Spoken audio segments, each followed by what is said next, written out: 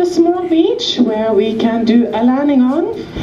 It's a little bit closer and it's a very small beach, but at least then you should be able to set your foot on Bjørnøya.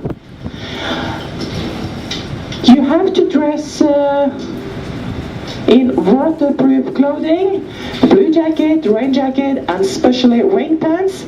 This is going to be a wet ride, and we hope to do a small cruise with you afterwards, but we have to see that when we are ready to sending you back. But be prepared for a wet landing, and hope to see you on shore in Bjørnøya.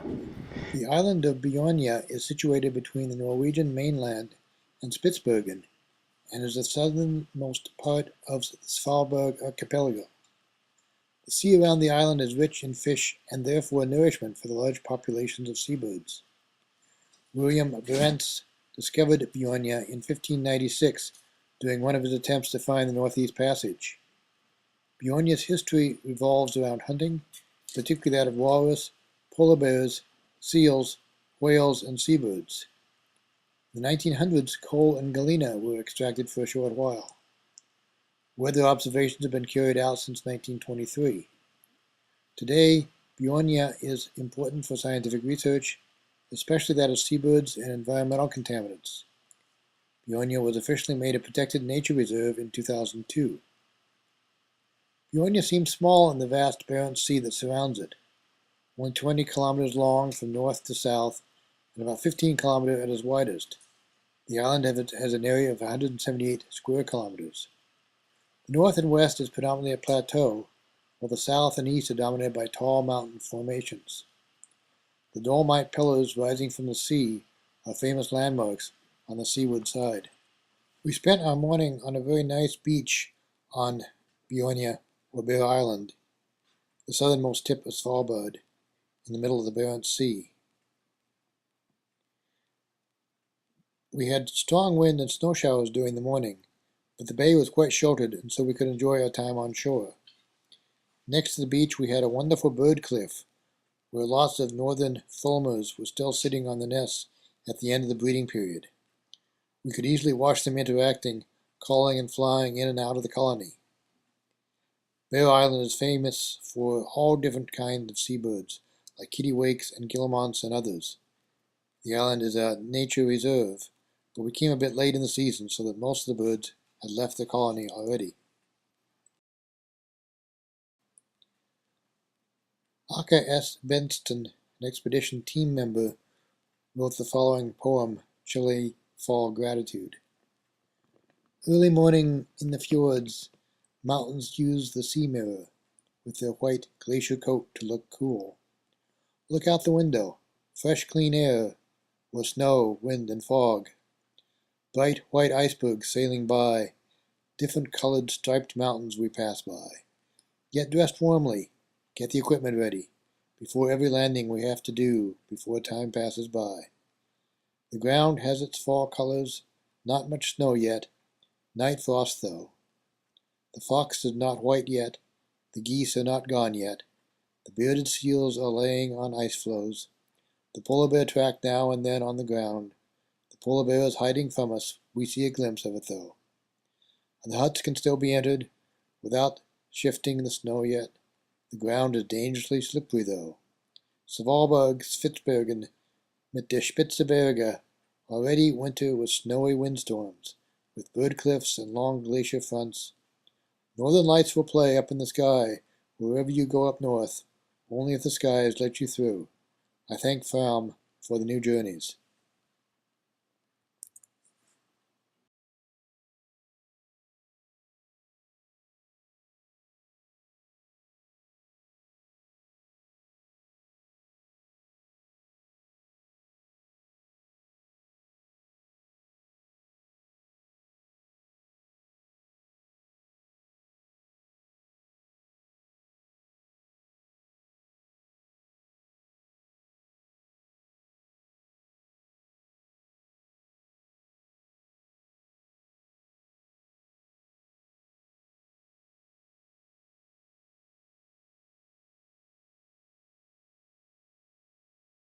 And so the last polar circle boat returns to the ship from the beach, and we prepare for an afternoon sail, landing tomorrow in Tromso.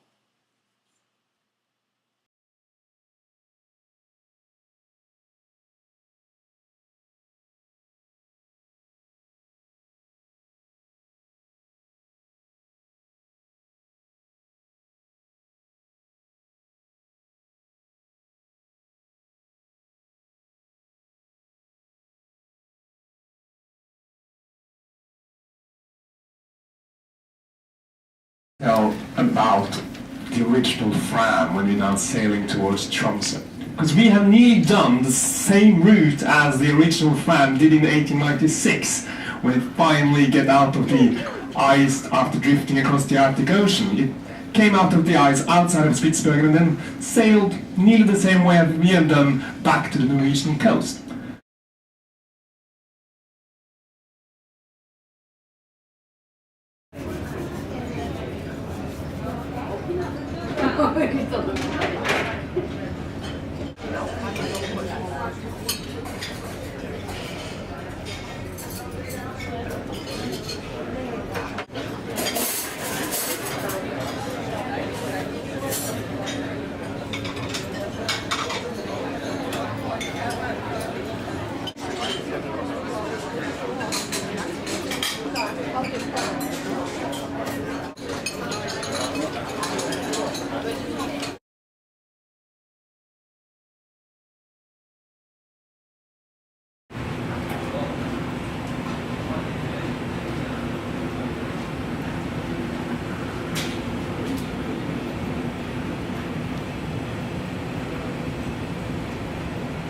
Meeting Vorlöka now at 11:15. Meine Damen und Herren, jetzt um 11:15 haben wir eine kleine Informationstreffen über die optionalen Ausflüge. Wir treffen uns diesmal in Fram, also die deutsche Gruppe ist diesmal in Fram um 11:15 Uhr.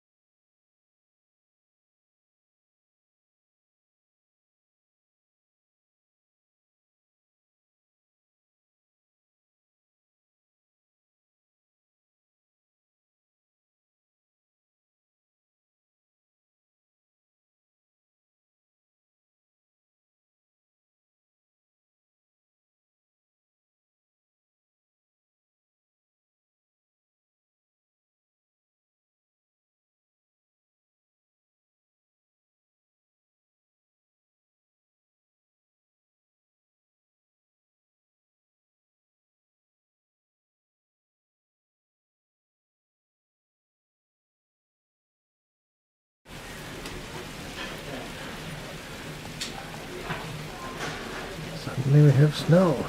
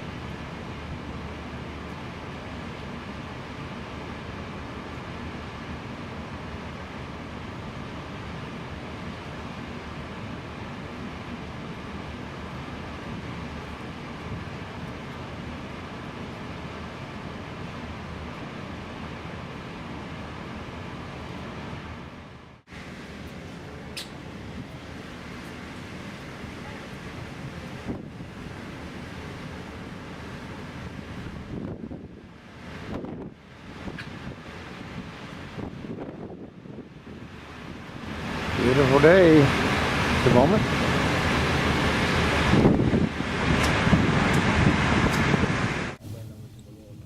View of Tromso going up a cable car to the top of the mountain.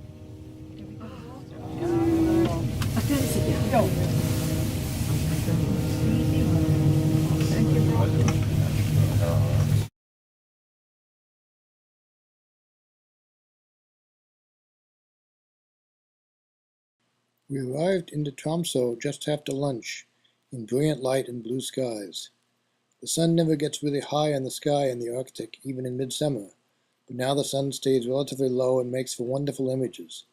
There's also a warmth to the light, belying the temperatures, which were around 5 degrees centigrade. Tromso has many old buildings, unlike Finnmark to the north and east, the most northerly part of Norway, which lost many buildings at the end of World War II.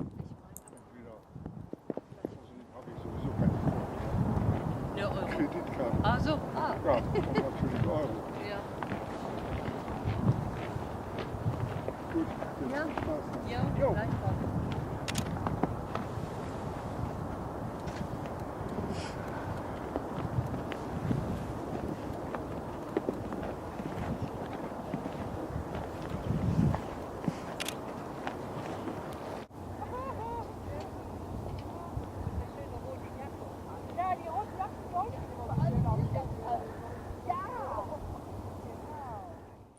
Tromso is the largest urban area in northern Norway, with 72,000 inhabitants. It experiences a subarctic climate. Most of the city is located on the island of Tromsøya, which it is named after, in the county of Troms, 350 kilometers north of the Arctic Circle. The city is warmer than most other places located on the same latitude due to the warming effect of the Gulf Stream.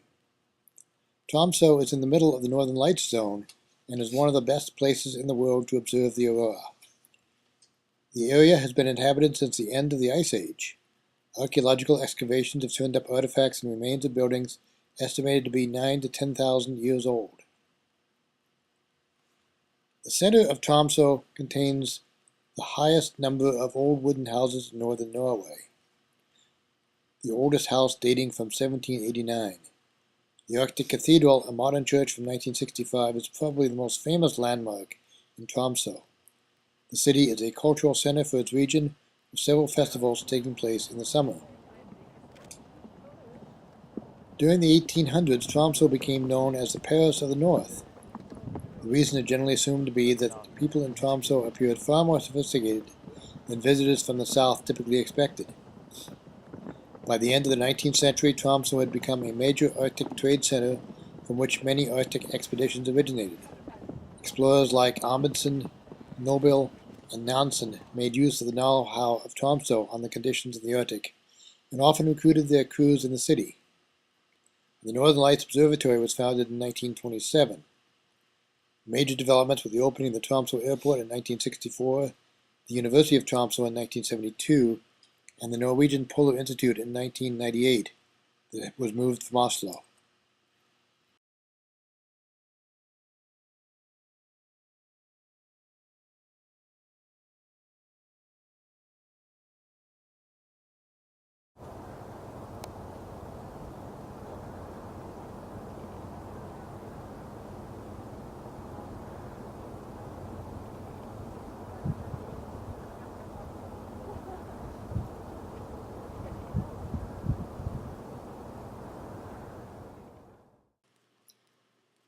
Not having seen many trees for a while, it was nice to see them, especially with their changing colors of autumn. The snow squalls and the light snow on the ground reminded us that we were, after all, at 70 degrees north.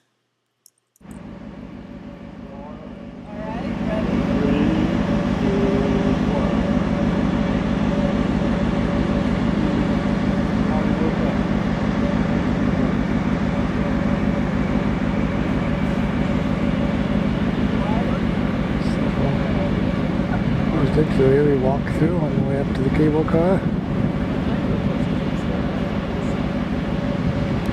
Top of the cable car.